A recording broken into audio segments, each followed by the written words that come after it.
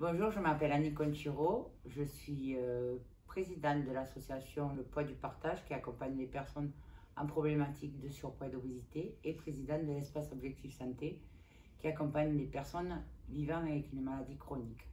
Donc, dans mon histoire, pourquoi je suis présidente de l'association Le Poids du Partage que j'ai créée il y a 12 ans? Parce que je vis avec une obésité, donc j'ai atteint un poids de 300 kg. Donc, pour vous dire que l'obésité, c'est pas simplement une histoire de mal manger, de ne pas bouger, c'est une maladie chronique.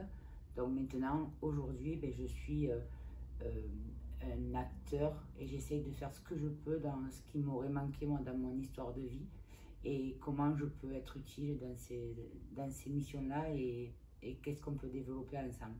Voilà, donc on travaille en équipe. Donc dans l'équipe, je travaille avec Laure. Donc bonjour, je m'appelle Laure Cabanero, je suis enseignante en activité physique adaptée et j'ai une formation aussi de 40 heures en ETP et je travaille avec Annick depuis que j'ai fini ma licence et même avant puisque j'étais en stage ici et on travaille ensemble sur tous les pôles des associations, tous les axes et je suis très heureuse aujourd'hui de me retrouver ici avec vous. Voilà, donc on est un peu en distance mais on est proche de vous dans cette matinée, on va se parler après au téléphone. Donc c'était juste aussi vous dire pourquoi on est là et qu'est-ce qui nous réunit. Moi, j'avais toujours eu envie de travailler, d'amener ma contribution auprès des enfants qui avaient des problèmes de poids, de surpoids. Et surtout, j'ai rencontré beaucoup de parents qui culpabilisaient parce que bien souvent, c'est une histoire de famille, l'hérédité. Et en fait, les parents, des fois, étaient en difficulté déjà avec leur propre histoire de poids. Et donc l'enfant était aussi en difficulté. Et fait, tout ça, c'était dans la famille, c'était quand même tout autour de l'alimentation, de il faut, avec les injonctions, de la culpabilité de la part des parents parce que les professionnels disaient il faut que votre enfant maigrisse. Donc en fait, c'est comment dans tout ça, chacun pouvait retrouver et surtout améliorer leur qualité de vie. Et surtout, pas vivre parce qu'on avait une problématique de santé ou parce qu'on avait du poids en trop.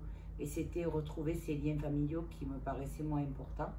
Parce que dans ma propre enfance, mes parents étaient obèses et toute ma famille était obèse. Et donc on a ce facteur hérédité qui traîne. Et on ne sait pas trop où se poser, comment se poser, comment dire des choses quand ça ne va pas, quand on n'est pas bien, quand on est triste, quand on est regardé par les autres parce qu'on est différent. Donc en fait, c'était ça, c'était collaborer et venir aussi en soutien des structures. Donc là, on a fait un partenariat avec les écureuils. Donc là, c'est nécessaire. Donc c'est une structure qui est plus médicalisée avec des diététiciennes. Et nous, on amène justement le vivre avec ce qu'on est. Et à l'extérieur, comment après on peut vous aider et vous aider l'enfant et la famille et les parents aussi, parce qu'on accompagne des enfants et des adultes et des personnes adultes et des fois même pas des parents en fait, c'est vraiment des adultes avec leurs problèmes de poids, mais surtout que dans votre quotidien vous ayez aussi des choses pour continuer et faire perdurer parce que c'est tout un process qui doit être mis en œuvre sur toute une vie et c'est des choses des fois à gérer sur le côté émotionnel, sur des problématiques d'accessibilité à l'activité, donc là on va vous en parler. C'est des problèmes financiers qui font que maintenant, il y a beaucoup de familles qui vivent avec peu de moyens et puis l'accessibilité à des clubs de sport, à des choses comme ça, c'est pas simple. L'accessibilité pour trouver à manger, remplir son frigo, c'est pas simple non plus. Donc en fait, nous, on est vraiment sur le terrain et on est là pour aider, pour être une épaule où des fois, on a besoin de parler, de soutien et sans jugement. Et ça, des fois, ça fait du bien. Et de savoir qu'on peut se reposer sur quelqu'un. Voilà. Donc, on a développé cette action au sein de l'espace Objectif Santé. Et avec le poids du partage, on a des ateliers. Et plus spécifiquement sur le projet Enfant-Famille. Alors, ce projet-là, il va être avec la structure des écureuils. Mais aussi, justement, il est mis en place aussi à l'heure actuelle. Voilà, dans l'association. Donc, Laure va vous en parler. Donc ce projet Enfant-Famille, il a vu le jour il n'y a pas si longtemps que ça, même si Annick avait la volonté de travailler avec quelques familles et qui travaillait déjà avec quelques familles. Mais là, vraiment, on a protocolisé les accompagnements pour que chaque personne ait un accompagnement personnalisé. Donc vous avez chaque individu de la famille et la famille en même temps. Donc avec des ateliers où il y a un partage entre l'enfant ou les enfants et la famille. Donc sachant que nous, c'est vrai qu'on travaille avec des personnes qui sont en maladie chronique ou surpoids, obésité, mais par contre, même si dans une famille, il y a une personne qui n'a pas de problématique particulière, bien évidemment, elle est tout autant actrice de la situation familiale et donc de ce qu'on appelle l'unité familiale. Donc bien sûr qu'on en prend compte et elle est bien sûr conviée sur les ateliers. Et là, en plus de ça, on accompagne déjà une famille Oui. où il y a 2 enfants et une maman. Un enfant n'a pas de problème de poids et l'enfant et la maman ont des problèmes de poids. Et en fait, ils viennent tous les 3 et il y a des moments, voilà. Et l'autre enfant qui n'a pas forcément de problème, mais il y a d'autres soucis qui vont faire, pas forcément de maladie chronique, mais il va avoir un programme qui va être spécifique et après ils vont faire un atelier, des activités ensemble. Par contre, sur l'organisation même de ces activités, c'est toujours la même chose, c'est-à-dire que peu importe dans l'axe que vous êtes au sein de l'association, qui peut être par exemple que l'alimentation, le sport, enfin l'activité physique adaptée, le bien-être, peu importe l'axe, ça se déroule toujours de la même manière. Vous avez un entretien individuel, donc c'est pas la famille entière, mais c'est une personne après l'autre que l'on prend avec Annick ou avec quelqu'un d'autre de l'équipe, et on discute en fait de votre vie, de ce que vous avez envie de nous partager aussi, qui peuvent nous aider pour construire ensuite votre projet. Et donc ensuite on voit avec la famille qu'est-ce qu'on peut vous mettre en place, qu'est-ce qu'on peut créer comme programme ensemble pour essayer d'améliorer la qualité de vie et le bien-être en fait au sein de l'unité familiale. Donc là je pense qu'on a fait le tour du projet. Sur le projet que vous trouvez à structure et en dehors de l'établissement. Et donc dans la structure de Marvejols, Laure va vous en parler parce que justement, en plus, c'est sur ses années d'études de master qu'elle a monté ce projet-là. Donc, elle va vous présenter le projet qu'elle a monté pour son mémoire. C'est ça. Donc oui, je suis en master management du tourisme sportif. Alors comme ça peut ne pas parler forcément. Mais en étant enseignante en activité physique adaptée, mes ouvertures sont un peu plus grandes. Donc mon mémoire, je le fais vraiment sur les dispositifs comme les SSR que vous avez aux écureuils, et l'accompagnement de ces dispositifs auprès des enfants, mais aussi auprès des familles. Donc c'est pour ça que c'est assez intéressant de travailler avec l'équipe de Marvejols, puisque c'est carrément dans mon sujet et que je trouve ce sujet vraiment super intéressant.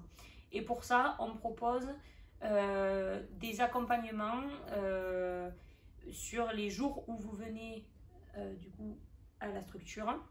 Dans un premier temps, on reste bien sûr à votre écoute si vous souhaitez nous contacter hors de ces temps-là, puisque un accompagnement il est tout le temps modifiable et c'est surtout qu'une équipe doit rester quand même à la portée de toute personne. Et donc dans ces moments-là, on discutera de thématiques qui relient l'enfant à la famille, ou la gestion, pas la gestion de la famille, mais vraiment d'apporter quelques éléments qui peuvent aider à améliorer la qualité de vie de la famille entière. Et favoriser la pratique de l'activité. Voilà, et favoriser du coup la pratique d'activité. Et pour ça, je sais qu'il y a des contraintes, c'est-à-dire des fois des contraintes environnementales, donc selon où vous habitez, selon ce que vous faites comme travail aussi, selon les conditions dans lesquelles vous vivez. Et donc la pratique d'activité, des fois, n'est pas forcément accessible financièrement. Et c'est pourquoi je me suis penchée plus sur la randonnée. Alors, le mot randonnée, il fait peur parce que moi, la première, quand j'entends randonnée, généralement, je pars parce que c'est quelque chose que j'apprécie pas forcément. Mais là, c'est pas de la randonnée pure et dure, c'est de faire de la marche, de marcher et de trouver un certain plaisir à cette marche qui va être accompagnée de jeux d'un côté ludique. Et en faisant du ludique, on ne voit pas forcément ce qu'on fait à chaque fois, mais par contre ce qui est important aussi, c'est la dépense énergétique, et cette dépense énergétique va amener tout autre chose, des mécanismes, donc la sécrétion d'hormones qui fait qu'après ça va vous donner envie de continuer, et notamment tout ce qui est en lien avec la notion du plaisir qui va pouvoir se développer. Et là, mes recherches sont vraiment là-dessus, sur le développement de ce côté plaisir en fait. et le fait que vous allez perdurer l'action chez vous en espérant que... Voilà, et que c'est ça vous plaise. le partage et la convivialité Oui. aussi en fait. Voilà, quand C'est on ça. passe un bon moment ensemble, et bien, on ne s'aperçoit pas forcément du temps qu'on a passé, Oui. de l'activité, de l'énergie qu'on a dépensée. Et on n'est plus dans le sport pour le sport. On est vraiment dans de l'activité, de loisir, plaisir et santé automatiquement. Exactement. Donc voilà, ça c'est le projet qu'on vous propose.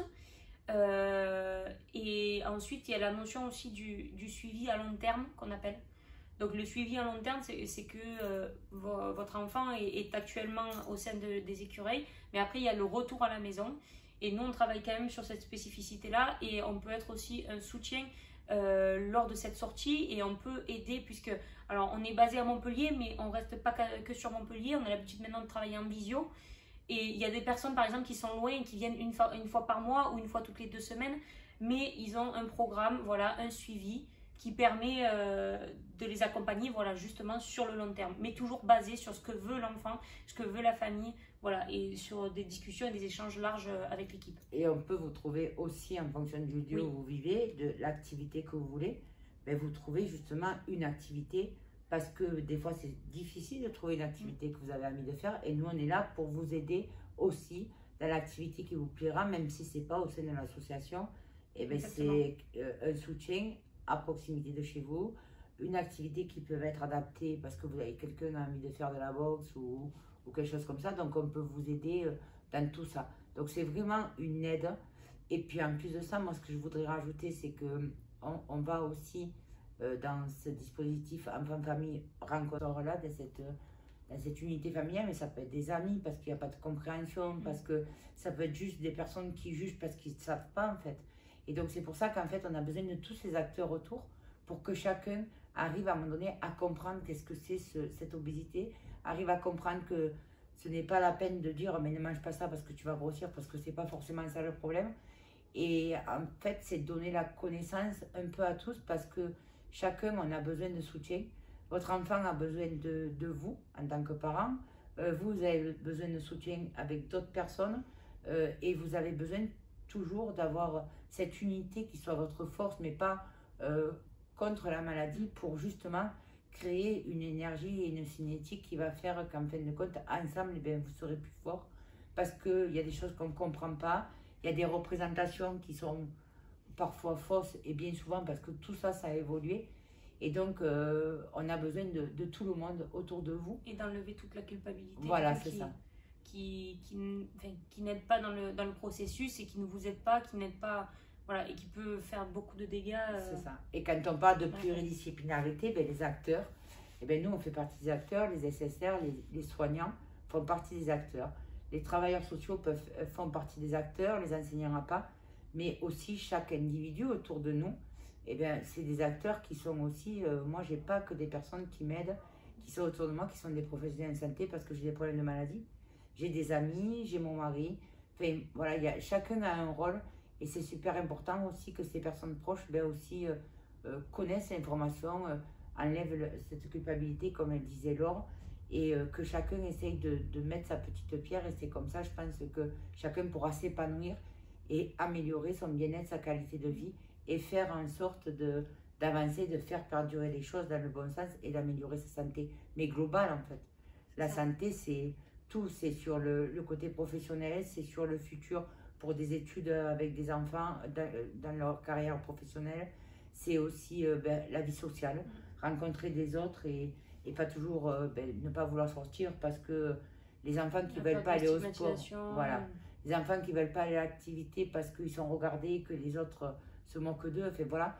Tout ça, ben, c'est donner de l'information pour expliquer ce que c'est. Et moi, je vois que maintenant, on me dit, mais toi, parce que je suis toujours en obésité, parce que oui, je suis à 34 d'IMC, mais je suis une obèse en bonne santé, comme on dit. Et les personnes, elles me disent, mais toi, tu n'es pas grosse, ça te va bien. Ben, ça me va pas forcément bien. Parce qu'on me connaît. Voilà, mais parce qu'au bout d'un moment, les gens assimilent aussi la maladie à la personne aussi. Donc quand on voit qu'il y a du sourire, il y a quelque chose, ah ben c'est que tu es en bonne santé. Ben non, en fait, ils ne sont pas à l'intérieur. Et justement, c'est aussi par l'information qu'on donne et avec vous aussi, parce que vous êtes tout autant acteur et tout autant donneur d'informations que nous, on peut vous en transmettre. Et c'est par ces échanges-là que, en fait, on va pouvoir pas rééduquer la société, mais au moins de passer l'information et la bonne information en disant que, oui, il y a maladie et que c'est pas parce qu'on sourit qu'on est forcément bien et en bonne santé. Et c'est pas pour autant qu'il faut nous prendre par compassion, mais c'est juste d'accepter en fait ce qu'est l'autre et sa vie et ce qu'il est en fait. C'est ça. Ce qu'elle est. Et quand des fois on me dit, alors maintenant il y en a plus trop qui me disent, mais quand on dit ah ben oui mais tu devrais perdre du poids, mais t'as qu'à pas manger ça parce que, et bien quand tu es en capacité d'expliquer en lui disant mais écoute toi tu manges des frites, tu te fais plaisir, et bien moi pourquoi je pourrais pas manger? C'est donner l'information aussi que des frites sur un repas ça va pas me faire grossir et que pourquoi je devrais me frustrer sur ma vie parce que j'ai des problèmes de poids. Donc c'est aussi donner l'explication que l'obésité c'est une maladie et qu'en fin de compte arrêtez de me juger parce que c'est pas facile. Une personne qui a du diabète ou qui a un cancer qui est une maladie aussi, et bien c'est la même chose l'obésité et ces personnes-là elles sont pas stigmatisées. Donc si on donne l'information aux personnes qui vivent avec ces problématiques-là, et si des personnes peuvent expliquer, que ce soit des enfants ou des adultes ou des adolescents ou peu importe, et bien déjà, ils le vivront mieux. Et c'est trouver ces clés, ces outils qui vous permettront de vivre mieux avec ce qu'on est et ce qu'on a en fait. Et il y a une sorte de valorisation là-dedans puisque vous devenez entre parenthèses expert de la chose, enfin de la thématique, et que ça, je pense que ça peut aussi valoriser les enfants, autant les enfants que vous. Puisque vous savez de quoi vous parlez en fait, et les détracteurs comme on les appelle, en fait ils n'auront pas cette connaissance là. Voilà. Donc je pense qu'on a fait quand même le tour de la question, et ce qu'on vous propose avec Annick c'est de réfléchir, là on va vous appeler, c'est de réfléchir peut-être aux thématiques ou à des choses, des sujets que vous voulez aborder, sur lesquels on pourrait échanger.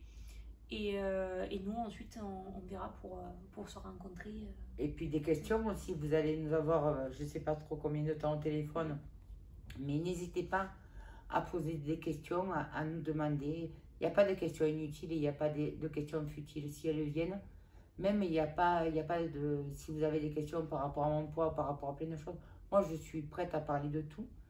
Et pour faire avancer les choses et pour que justement chacun trouve son rôle. Donc à tout à l'heure, même à de suite je crois, oui. Au téléphone. Merci beaucoup.